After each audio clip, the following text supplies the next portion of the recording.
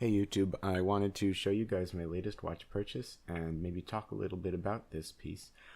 It's been out for a while, but there's still a lot of questions I see floating around on the forums about differences between this watch and the Moonwatch, the quintessential Speedmaster, and which one should I get. So hopefully I can answer some of those questions for you in this review.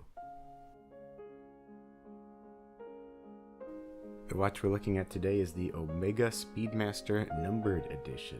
Now, that's kind of become known as the first Omega in space, or the FOIS, but that's an interesting point actually, because what is a numbered edition? It's not a limited edition, but it's also not regular production. And if you flip this watch over, you can see that there is an individual number engraved on the back of the case.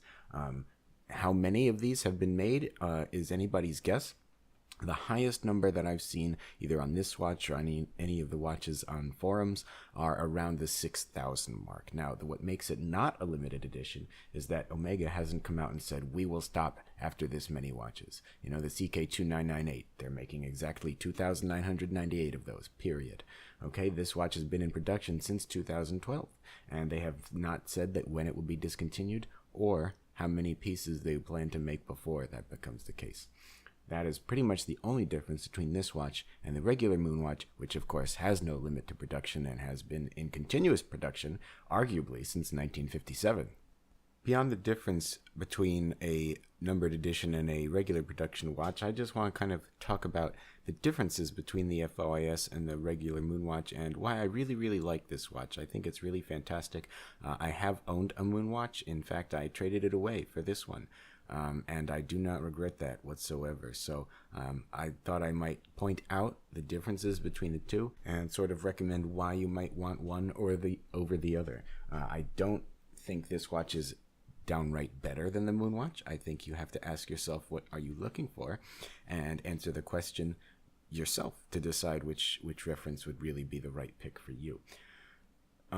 Let's start with the case profile. This is a straight lug case. So the case in this watch more closely resembles the 2915 and the 2998 and the really early Speedmaster references. Up until you get the 10512 is when we first start to see twisted lugs like the Moonwatch has today.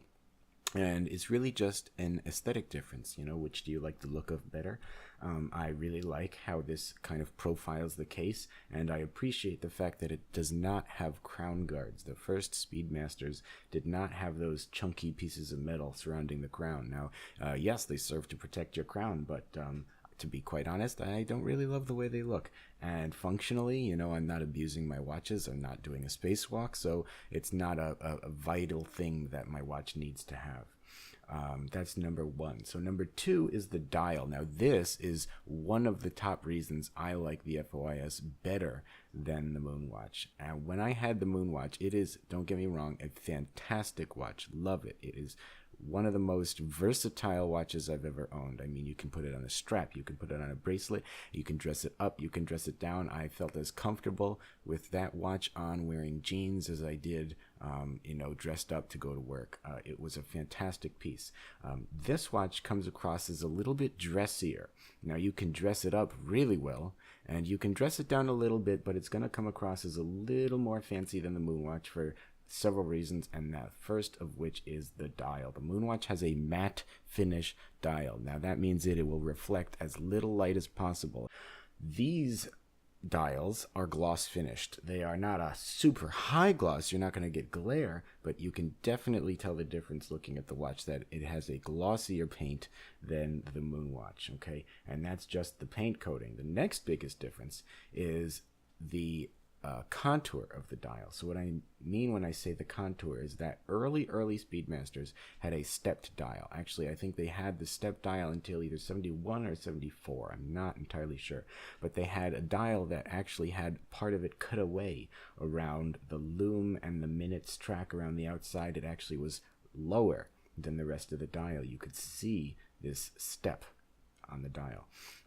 The FOIS does not have that, but it does have a sort of pie pan-like angle, meaning if you hold the watch at an angle, and I'll try to show you that, and you look at it under the right light, you can actually see a difference, a point where the angle of the dial changes, okay, and that's reflected in the paint. The Moonwatch does not have that anymore. Since 1974, it has a completely convex shaped dial, meaning it is partially, is rounded, it is almost spherical. There are no angles, there are no steps, there's nothing. It's just one flat level, okay, and there's nothing wrong with that. But I happen to like a little bit of depth to my watches. I think it adds something to the watch, and I really enjoy it. Okay, on to the next thing, hands. Now these are a big obvious difference. Some people love them, some people hate them. I have heard time and again that the FOIS, it's not legible, you can't read it. I beg to differ. I have no trouble reading this watch. I have never looked at it and wondered what time it was. I think it's perfectly legible, and as a matter of fact, I really like the alpha hands. Now, these harken back to the 2915, which had these alpha hands, and I thought they were really fantastic. They look great. The mirror finish is really good looking. Is the regular Moonwatch more legible? Yes. The white stick hands are super legible, super anti-glare. I mean, you will never look at that watch and wonder what time it is. You will know, okay? It is very clear. But I don't think that is a detractor from the first Omega in space in any way. I think it is simply an aesthetic choice. Which do you like the look of? That's it. Okay, now the difference in the hands doesn't actually stop there. We go on to the subdials, and the running second subdial of the FOIS is another silvered alpha hand.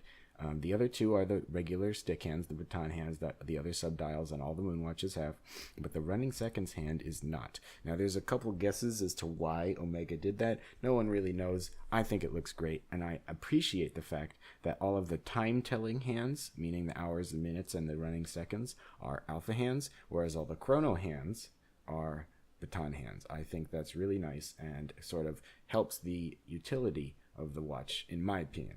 Some people don't like it. Okay, last difference in the hands, of course, is the chrono hand. The Moonwatch has this nice sort of diamond-shaped lume bulb at the tip, as well as sort of a fatter back end, if you know what I'm talking about.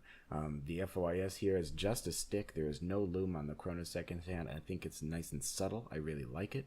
And the back of the hand is rounded, as opposed to the kind of squared off end that you get in the Moonwatch. Now, these are really subtle differences. I mean, tiny differences. But altogether, they add up to making it a completely different watch. It really is not the same watch. Okay, let's talk another difference, the caseback. The caseback on this watch is completely different from the Moonwatch. The Moonwatch has the famous first watch won on the moon, NASA flight qualified text on it, right? This one does not. You've got a giant hippocampus, that big old horse. It looks cool. I really like it. It's textured, a really deep engraving. I mean, how much difference does the caseback really make? You tell me. I think this one looks great. Next, pushers. A lot of people don't notice this. The pushers on the FOIS are smaller, much thinner in profile. They're not harder to use. I think they're fantastic, but they look a little different. The Moonwatch has much wider, fatter pushers. Okay, so if you've got big fingers, or for one reason or another you don't like small pushers, that can affect your decision. Okay, and here's back to the dial for 1 second. I missed this one a second ago. The text on the dial, you've got Speedmaster only. You don't have any professional text, and the logo is an applied logo as opposed to the printed logo. I really like the applied logo. It adds some depth to the dial. Back to that for a second, and it adds some color. It's a gold logo, and what's interesting to me is it's actually the modern version of the Omega logo. If you compare this applied logo to the applied logos on the 10512 or the 105.3, they are not the same shape. Those use the older Omega logo that you can find on many different vintage Seamasters and Speedmasters from the 60s, 70s. But this one uses a logo that's actually more closely related to the one that is printed on the Moonwatch. It's a little slimmer, a little more pointy, but it is still the Omega logo, and the fact that it's applied, I think, does add something to it. The final thing that I want to mention, that actually is kind of a major thing, is that the lugs are 19 millimeters. This is different from the 20 millimeter lug width of the Moonwatch, and it doesn't make a huge impact on your choice of straps. I mean, you can still use any 20 millimeter strap on a watch that has 19 millimeter lugs. It might be a bit of a squeeze, but you'll have no trouble getting it on there. The biggest difference is that you cannot use a Moonwatch bracelet with 19mm lugs. You cannot squeeze 20mm end links into a 19mm lug. So if you must use a bracelet with this watch, you will have to go to Omega and get one of their other bracelets. Now I know they do make 19mm bracelets. I think it's for the Aquaterra series. I'm not entirely sure, but if you're willing to shell out $400 or $500 for a bracelet, you can have a bracelet to go on your FOIS. Okay, back to the final thing, the crystal. The crystal on this watch is sapphire, and that makes a big difference because, one, it's more durable. You will not get those hairline scratches and scuffs that you get wearing a Moonwatch every day, because just bumping into things like a towel can affect your hesalite crystal. Okay, but this sapphire crystal is very resilient to scratches. It will almost not take a scratch from anything. I mean, they're nearly hard as diamond, right? That's why they call them sapphire. The biggest difference, though, is that it will shatter. So if you drop this thing on tile, taking it off to go into the shower, you can end up with a very, very expensive repair bill if you shatter this crystal. No thank you. Okay, hesalite retains a little bit of warmth. What I mean by that is there's no kind of reflective ring around the outside of the dial that you get with an acrylic crystal. This one, the sapphire, does a great job of minimizing it. You almost can't tell. It gives you that kind of 360-degree angle of view on the dial without any too much distortion. But there is some angle, some corner to this domed sapphire where if I'm looking totally from the side, all I see is the whiteness of the ring around the sapphire crystal. It is there. If I take a Moonwatch and look 90 degrees from the side, I won't be able to read the watch, but I'm still going to be able to see the dial. So that is a small nitpick that some people have. I will gladly take the trade of the durability and clarity of sapphire over acrylic. But again, it's a heritage thing. If you really want that Moonwatch and you want to have the knowledge that you're wearing the same watch that went into space in 1969 to the moon, then a hesalite crystal might make a difference to you. Okay, so those are basically the only differences. I love the watch. I wear it all the time. You can see that I've got it on this leather racing strap. This is actually a Fluco strap made in Germany. I got it from a watch strap store out in Washington. I really like it. It is Cordovan shell leather, so it is that really soft, supple leather, single piece. It's not layered in any way. It's a little long. I have very thin wrists, so I end up with a nice big tail sticking out, but it looks great. And this is my attempt at making this watch a little sportier. I like the shiny leather finish, the burgundy color. I think complements it really well, but of course the racing style of the strap makes it just a little sportier. I would never try to put this on a NATO. I know plenty of people have to great effect. I don't think it really goes. I think it's like wearing jeans not on casual Friday. That's what it feels like. But look, I love the watch. I highly recommend it. Feel free to comment me with any questions. Like if you like, subscribe if you want. I'm going to come out with more of these. I'm hoping. I've got a nice watch collection, and I think there's some interest out there to comment on it. So let me know what you think. Thanks for watching, and have a good President's Day.